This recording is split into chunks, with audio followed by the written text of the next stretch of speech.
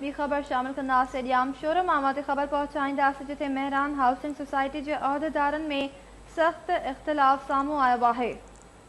Mehran housing society जे उहिदेदारनि में इख़्तिलाफ़ साम्हूं आया आहिनि जॾहिं त करोड़े रुपयनि जी करप्शन जो ॿुधायो पियो वञे। अहम ख़बर आहे अवां सां जामशोरो मां शेयर कंदा रहूं जिते मेहरान हाउसिंग सोसाइटी जे उहिदेदारनि में इख़्तिलाफ़ वधी विया आहिनि। करोड़े रुपया हड़प करण जा इल्ज़ाम लॻाया विया आहिनि।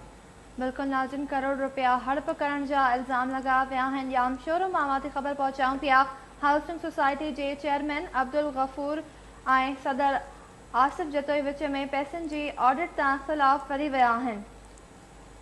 हाउसिंग सोसाइटी जे चेयरमैन ऐं ॿियनि में इख़्तिलाफ़ वधी विया आहिनि। अहम ख़बर आहे अवां सां शेयर कंदा रहूं। जामशोरो मां मेहरान हाउसिंग सोसाइटी जे उहिदेदारनि में सख़्त इख़्तिलाफ़ पैदा थी विया आहिनि। करोड़े रुपया हड़प करण जा इल्ज़ाम मढ़िया पिया वञनि। हाउसिंग सोसाइटी जे चेयरमैन अब्दुल गफूर कंदर ऐं सदर आसिफ जतोई विच में पैसनि जी ऑडिट तां इख़्तिलाफ़ वधी विया आहिनि।